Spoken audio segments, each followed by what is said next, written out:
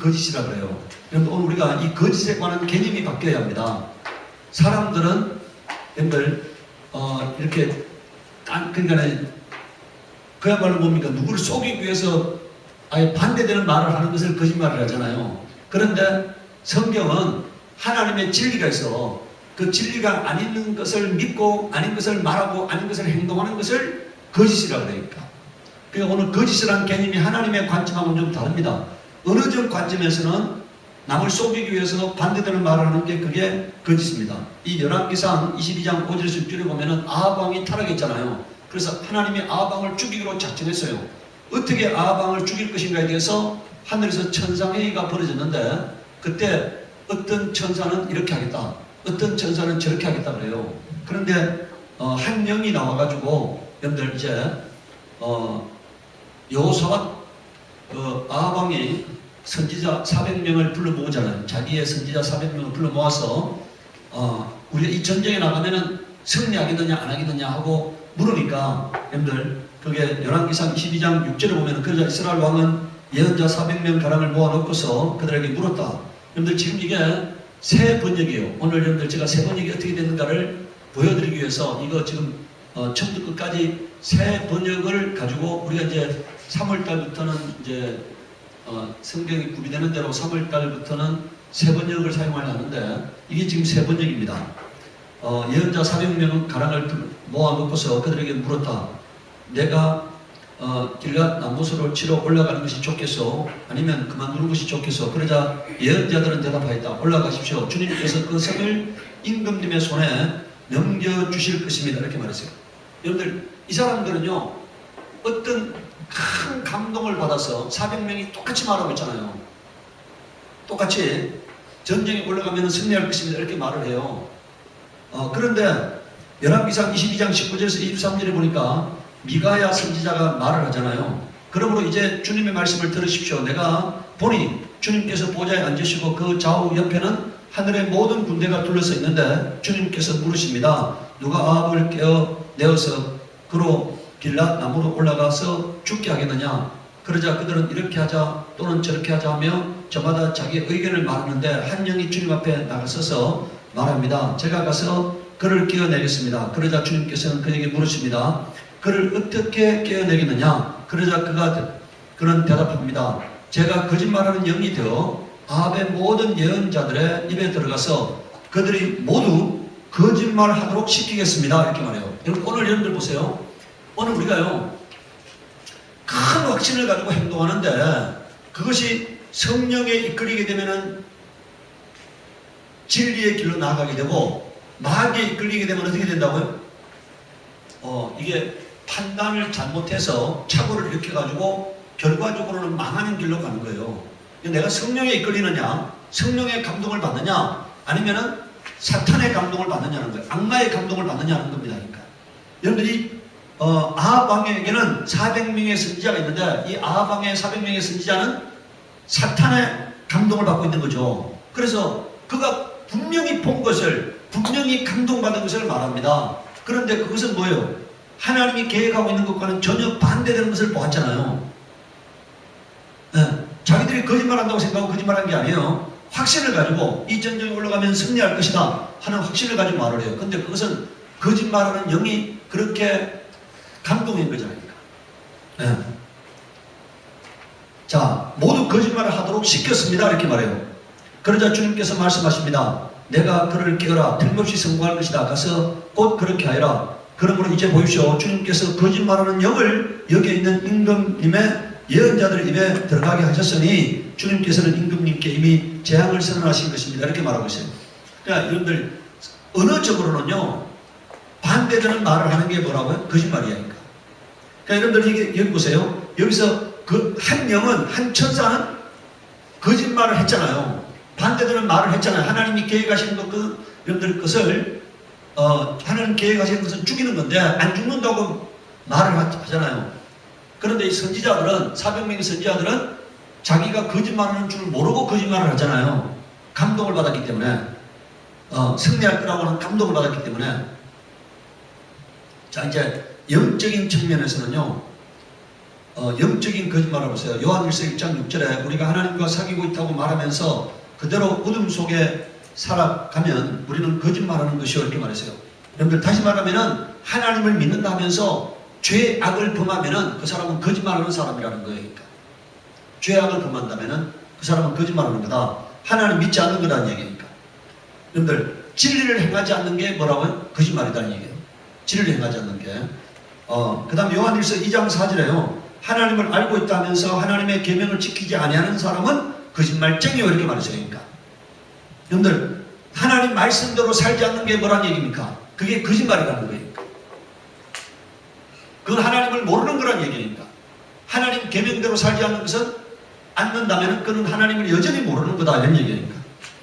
자, 요한일서 2장 22절에요. 누가 거짓말쟁이입니까? 예수께서 그리스도심을 부인하는 사람이 아니고 누구겠습니까? 이렇게 말했어요. 예수가 그리스도라는 게 믿어지지 않는 사람은 거짓말쟁이라는 거예요.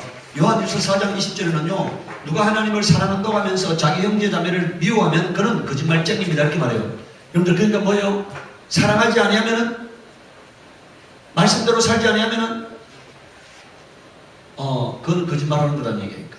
오늘 여러분 우리가요 영적으로 거짓말하는 게 뭐라고요? 내가 하나님을 안다 말하면은 하나님이 원하는 대로 사는 거예요. 하나님을 내가 안다고 믿는다고 말하면은 하나님 말씀대로 사는 거니까. 그게 하나님을 사랑하는 거고 하나님을 믿는 거고 하나님을 경외하는 거니까. 말씀대로 살지 아니하면서 하나님을 경외한다, 하나님 믿는다는 것은 그런 거짓말하는 거다는 얘기니까. 여러분들 예수님께서요 마지막 날에 심판할 때 목사들이 와가지고 내가 예수 이름으로 귀신을 쫓아내고 내가 예수 이름으로 권능을 행하지 않았습니까? 할 때 예수님 뭡니까? 나는 너를 도무지 모른다 그래요. 그때 뭐라고 말씀하십니까? 불법을 행하는 자들아 나를 떠나가라 이렇게 말했잖아요. 너가 나를 믿는다면서 너는 불법을 행했다는 얘기니까. 죄는 불법이라고 요한일서 3장에 말씀하고 있어요. 그러니까 예수 믿는다면서 죄를 여전히 범한다면 그 사람은 예수 안 믿는 거라는 얘기니까. 그건 거짓말쟁이라고 말하는 것 동일한 겁니다. 그런데 요한일서를 누가 썼습니까? 요한일서는 사도 요한이 쓴 거잖아요.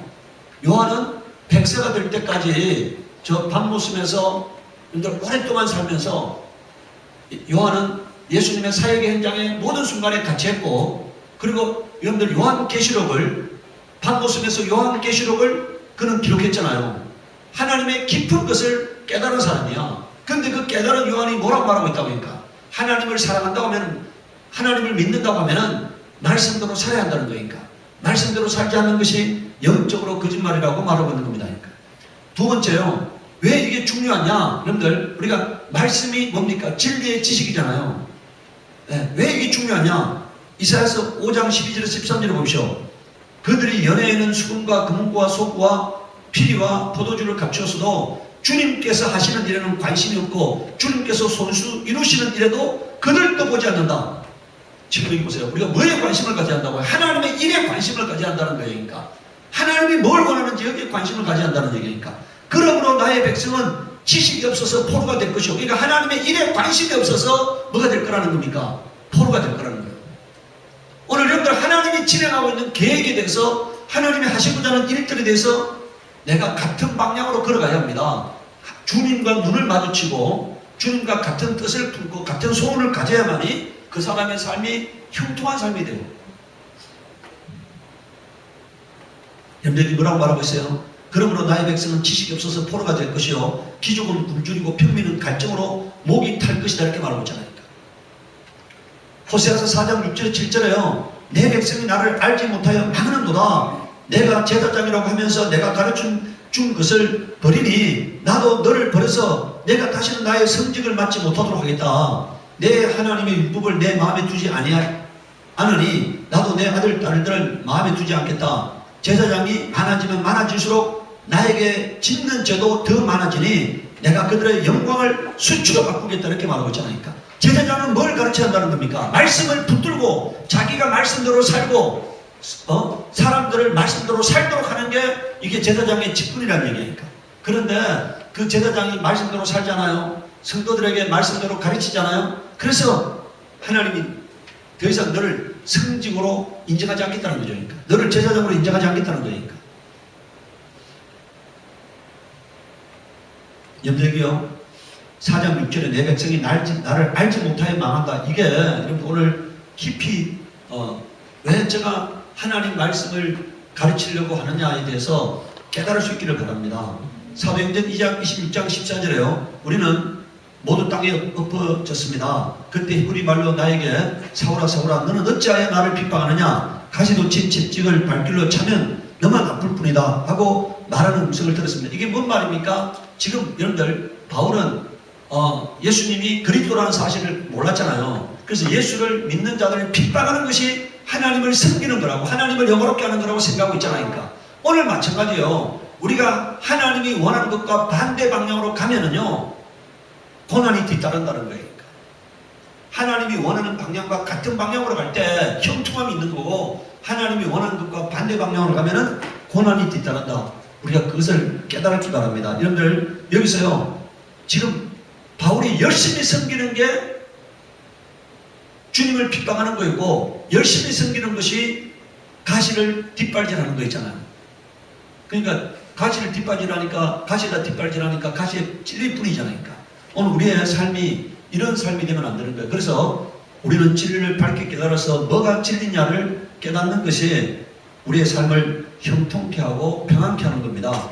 로마서 10장 1절 3절에요. 여러분들 바울은 지금 자기가 버림받는다 할지라도 이스라엘 민족이 구원 얻기를 열망한다고 말하고 있어요. 자기가 버림받는다 할지라도. 그런데 바울이 뭐라고 말합니까? 형제자매 여러분, 내 마음의 간절한 소원과 내 동족을 위하여 하나님께 드리는 내 기도의 내용은 그들이 구원을 얻는 일입니다. 나는 정언합니다. 그들은 하나님을 섬기는데 열심이 있습니다. 그러나 그 열심은 올바른 지식에서 생긴 것이 아닙니다. 다시 말하면요, 하나님 말씀에 기초한 것이 아니라는 거예요. 하나님의 뜻에 기초한 것이 아니라는 거니까.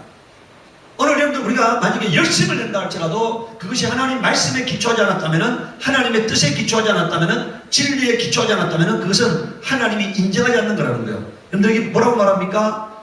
그들은 하나님의 의를 알지 못하고 자기 자신들의 의를 세우려고 힘을 씀으로써 하나님의 의에는 복종하지 않게 되었습니다. 이렇게 말하잖아요. 오늘 우리의 삶이 구원을 얻으려면 하나님의 의에 복종하는 삶이 되어야 합니다. 하나님의 의가 뭐냐? 말씀이에요. 말씀을 깨닫지 못하면은 열심을 낸다고 되는 게 아니에요. 그러니까 하나님 열심을 낸, 여러분들 바울이 예수 알지 못할 때는 예수 대적하는 일에 열심을 가졌잖아요. 이스라엘 민족이요, 하나님에 대해서 열심을 품었는데, 열정을 품고 섬겼는데 그것은 하나님과는 반대되는 길을 가고 있다는 얘기니까. 호세아서 6장 3절에 보십시오. 우리가 주님을 알자, 애써 주님을 알자. 새벽마다 여명이 오듯이 주님께서도 그처럼 어김없이 오시고 해마다 쏟아지는 가을비처럼 오시고 땅을 적시는 봄비처럼 오신다. 이렇게 말하고 있어요. 이게 뭡니까? 여러분들 우리가 봄이 되면은 따뜻해지잖아요. 여러분들 하지가 되면은 낮이 가장 길어지죠. 동짓날이 되면 밤이 가장 길어지잖아요. 이처럼 아주 일정하게 움직이는 것처럼 하나님은 말씀을 초월하지 않는 분이다. 하나님은 뭘 초월하지 않아요? 말씀을 초월하지 않는 분이다. 이런 얘기니까. 그래서 하나님은 하나님 말씀대로 사는 자에게는 반드시 복을 주시고 하나님 말씀과 반대되는 사람에게는 반드시 고난을 주신다. 이런 얘기니까. 일정하게 하나님은 일정하게 역사하신다. 그래서 주님을 알게 되면은 하나님의 뜻을 알게 되면은 하나님 뜻대로 살게 되면은 그 삶은 어떻게 된다고요? 형통케 된다. 이런 얘기니까. 이것은 하나님이 이랬다 저랬다 하지 않는 변덕스러운 분이 아니라는 거니까. 하나님은 시금치 아니하시고 뜻을 굽히지 않는 분이시고 그리고 일정하게 역사하시는 분이기 때문에 우리가 하나님을 신뢰할 수 있어요.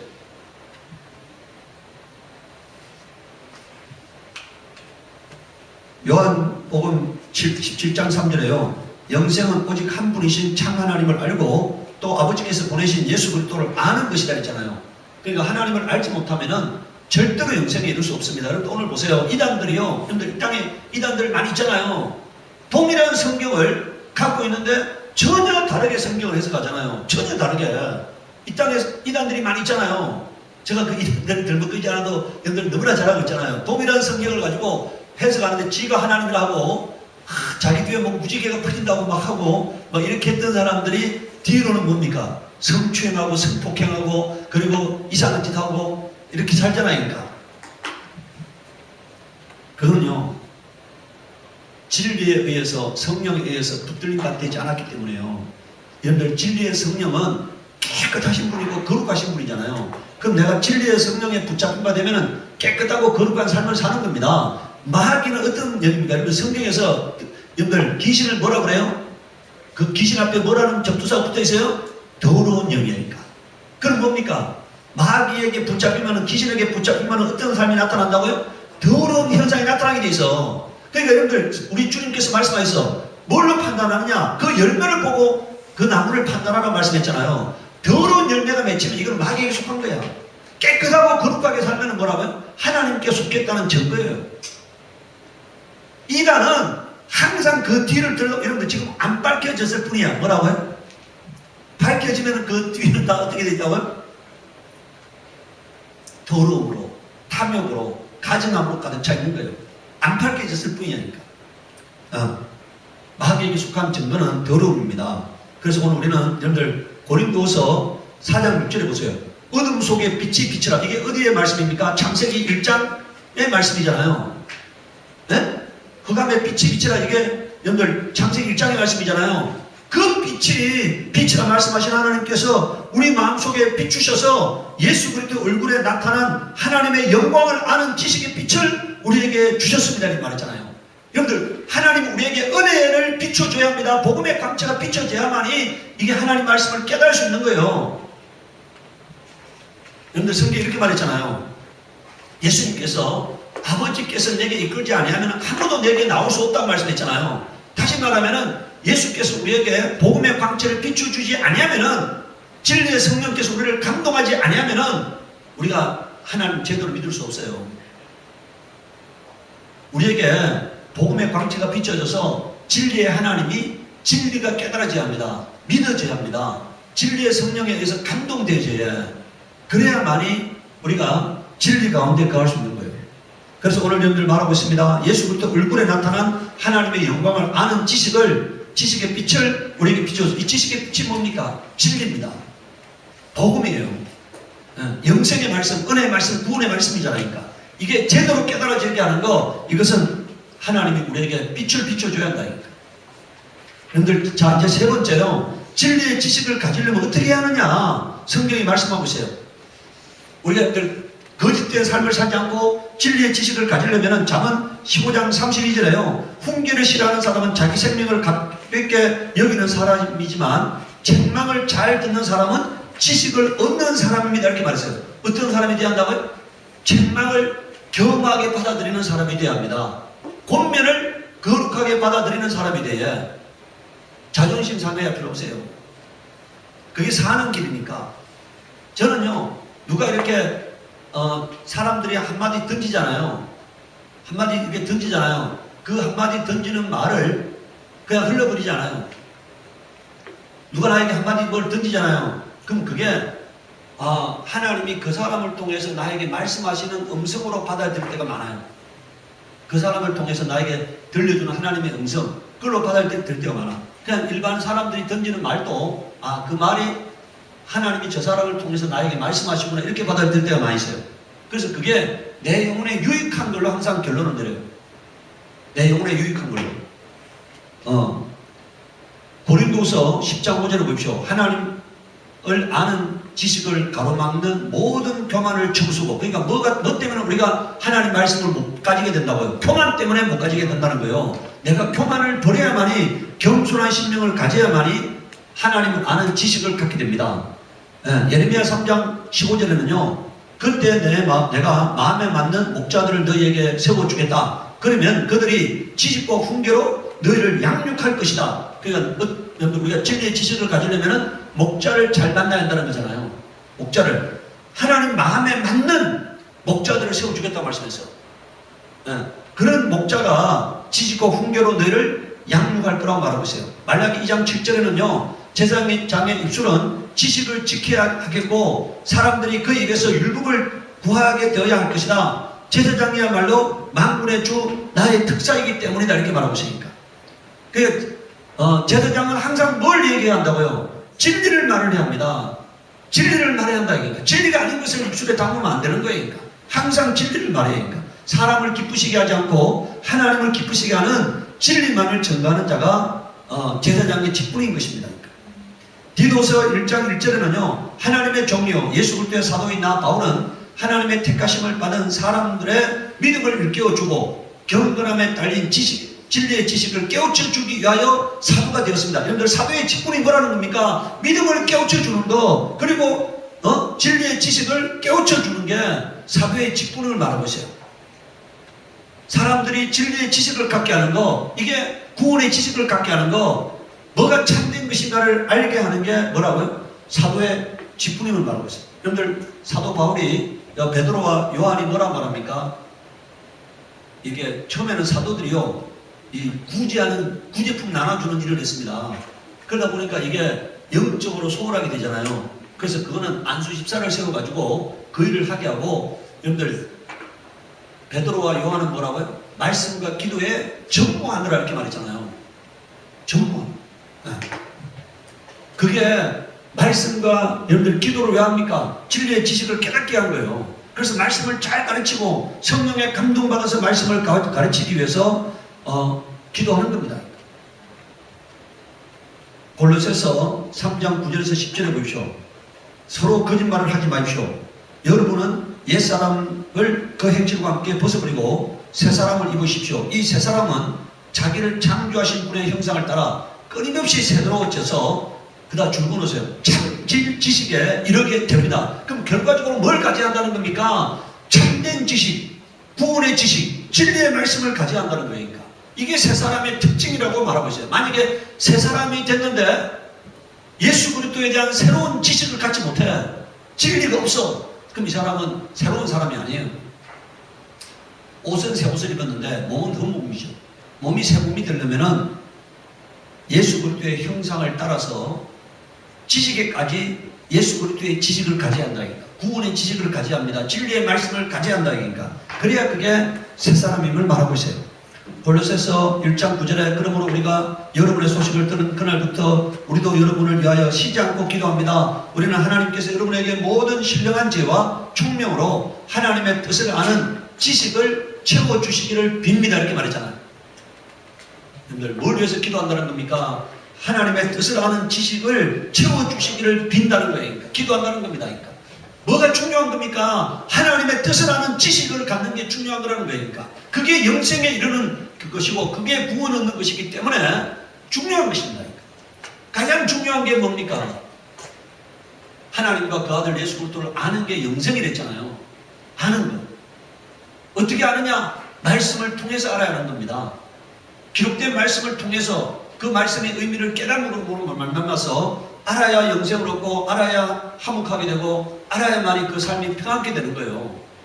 그렇지 않으면은 바울이 예수 알지 못할 때 가시채를 뒷발질을 하는 그런 공고한 삶이 있었던 것처럼 우리도 만약에 열심을 낸다 하더라도 예수 알지 못하고 열심을 내는 삶은 하나님을 대적하는 삶이고 하나님을 또 매맞는 삶이고 하나님과 반대되는 삶을 살게 되는 거예요. 그래서 오늘 우리는 날마다 매 순간마다 성령이 나에게 오셔서 여러분들 날마다 기도하시기 바라요. 성령이여 내 안에 오시옵소서. 나를 다스리고 주관하시고 인도하시옵소서. 나를 진리 가운데로 인도하시옵소서. 날마다 말씀이 믿어지고 깨달아지게 하시옵소서 하고 감동하시기 성령의 감동을 위해서 기도하시기 바랍니다. 제가 지난번에 한번 이런 얘기를 했잖아요. 우리 교회 얻는 문제 때문에요. 어느 날 갑작스럽게 와가지고 이분이 나가달라기 때문에 지금 황당한 거죠. 근데 8년 동안에 임대료를 한 번도 안 올렸기 때문에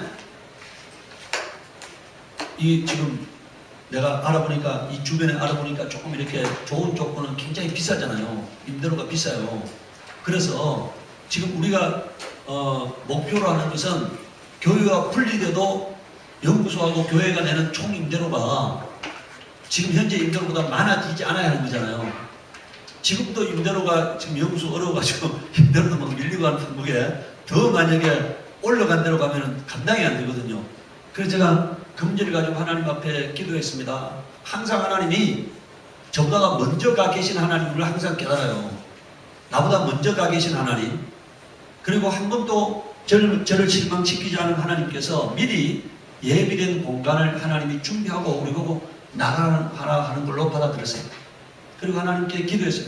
근데 이제 제가 여러분들을 알아보면서 하나님께서 저곳을 하나님이 예비하셨구나 하는 생각을 갖게 되었어요. 다른 의견이 있을 수 있습니다. 그런데 제가 계속 기도하는 가운데 하나님이 저 공간을 하나님께서 예비하셨다는 걸 제가 알게 되었어요. 그래서 제가 최종적으로 마음을 정하고 제가 이제 가서 계약을 했고, 그 다음에 이제 나갈 때 우리가 원상회복을 하는데 그 원상회복하는 비용이 워낙 많아지면 나중에 문제가 되잖아요.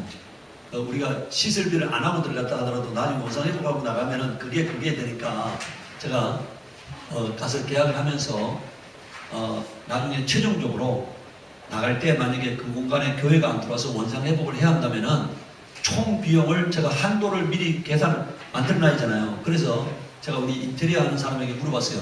천장을 복구하는 데는 비용이 얼마나 나갑니까? 하니까 240만 원 나간대요. 그러니까 그분은 이걸 다 뜯고 해달라는 거예요. 그러니까 그건 아니다. 이따가 그냥 덧방을 하자. 뜯고 하면은 뭡니까? 뜯는 비용 나가고 또 시설비 또 나가잖아요. 2배 나가잖아요. 그러니까 이따가 덧방을 하자. 덧방. 그런데 덧방 하는데 240만 원 들어간대요. 그래서 제가 최고 한도를 170만 원 하자. 우리가 새로 설치하면 새 건물이 되니까 당연히 좀 비용 부담해라. 그래서 이거 170만 원 하자고 해서 천장 복구 비용은 170만 원으로 정해놨습니다. 그리고 바닥은 까는데 이거 약 한 100, 제가 보기에 한 100, 한 많이 들어가면은 한 100, 한 3, 40만 원 들어가요. 그래서 제가 그거는 70만 원으로 원상 복구 한도를 정해놨습니다. 바닥은. 그리고 나머지 시설은 우리가 철거를 해주고, 철거하는데 이게 그 철거 쓰레기를 버리는데 한 7, 80만 원 들어간대요. 이 돈 한 차로 한 7, 80만 원 들어가고, 그러면 또 철거하는데 또 한 인건비가 한 7, 80만 원 들어간대요. 그럼 한 150만 원 들어가잖아요. 그리고 이제 이 전등을 이제 우리가 그분이 다 없앴대. 제가 석기사님 통해서 알아보니까 그분이 전등을 다 없앴대요. 그래서 나중에 지금 있는 전등이 이런 전등이 아니잖아요. 그래서 이런 전등으로 우리가 복구해달라. 그래서 그럼 좋다. 그 전등은 요거와 또 동일하거나 유사한 걸로 해서 복구를 시켜주겠다고 했어요. 그래서 제가 총 비용을 나중에 이제 교회가 만약에 나갈 때 원상회복해야 하는 상황이 벌어지면은 한도를 어느 정도 한 600만 원, 600만 원 정도 안쪽으로 복구할 수 있도록 제가 한도를 만들어 놨어요. 만약에 그렇지 않으면은 나중에 이제 나가는 시점에 그분이 뭘 어떻게 원상회복해달라면 이거 끝이 없는 얘기거든. 그래서 그렇게 한도를 다 명시해 놨습니다. 그래서 일단은 우리가 교회가 지금 이 공간을 나가는데 이사 비용까지 해가지고 총 우리가 5천만 원을 받았습니다. 나중에 이게 우리가 교회가 거기 가서 이제 인테리어를 하고 또 사무실도 인테리어하고 이사를 하고 남는 비용이 생기면은 그 비용의 50%를 남는 비용에서 50%는 교회, 50%는 영수 이렇게 기록시킬 예정입니다. 그래서 그렇게 여러분들 알고 만약에 이제 오늘 시간이 되면은 나중에 예배 끝나고 오늘 시간이 되면은 가서 제가 보기에 이제 요 안에 있는 요 시설물을 이제 일단은 요거를 이제 좀 정해야 하는 게요. 여기 있는 시설물 중에서 교회 사무실로 가져갈 게 뭐냐 이거를 결정해야 합니다. 내가 보기에 여기 있는 사무실은 많은 것들이 싱크대 그 안에 있는 싱크대가 저 싱크대 보면 붙박이장 있잖아요. 그 식당 안에 그 붙박이장으로 들어가야 할 것이 많이 있어요. 그래서 가장 큰 문제가요. 이제 이제 그 뭡니까 쇠로 된 거 저걸 식당에 갖다 놓기에는 내가 보기에 너무 큰 게 아니겠느냐. 저거를 한번 그 잘 생각해 보시기 바랍니다. 저 안에 있는 거기에 있는 것들은 다 붙박이장으로 그 싱크대 보면은 그 붙박이 그걸 뭐랍니까? 찬장이라 그래요? 싱크대 밑에 말고 위에도 또 있어. 네, 거기 하여간 들어갈 수 있는 것들은 들어가고 만약에 저게 제가 보기에 아마 그 식당 안에 들어가면 공간을 너무 많이 차지할 거라 생각합니다. 그래서 만약에 오늘이나 가보고 3월 10일까지 우리 선수님이 그 공간을 다 비워달랬대요. 지금 이제 문제는 인테리어를 해야 하는데 4층에 가구가 들어가 있어요. 그래서 가구가 없어져야만이 인테리어를 하러 올 거고, 그래서 인테리어를 할 것이고, 그 다음에 이제 화장실은 제가 6개를 다 이렇게 우리가 사용하는 3개층 화장실은 그러니까 안에 이렇게 변기부터 시작해가지고 바닥하고 그 다음에 손 씻는 거, 그 다음에 남자 화장실에 그 소변기 그걸 다 전체를 다 바꿔달랬어요. 그래서 아마 그 전체로 바꿀 거고, 우리 지금 그분의 인테리어를 아직 확정이 안 됐는데 인테리어를 할 분이 우리 여기 인테리어를 한 교회 전도사가 인테리어를 하면은 내가 그 화장실 바닥 같은 거 색깔 이런 거 좀 정하려 합니다. 그래서 할 수 없는 거는 할 수 없는 거고 할 수 있는 거는 인테리어를 깨끗하게 해가지고 좀 이렇게 깔끔하게 해놓고 사용하는 게 좋을 거라 생각합니다. 그래서 할 수 있는 것들은 여러분들 만약 의견을 제시해 주면 제가 인테리어에 반영해서 그렇게 진행하려 합니다. 이 시간 우리 기도할 때 하나님 교회 이전 문제가 하나님의 뜻 가운데 가장 아름답게 마무리되어지도록 인도해 주옵소서. 우리 기도하도록 하겠습니다.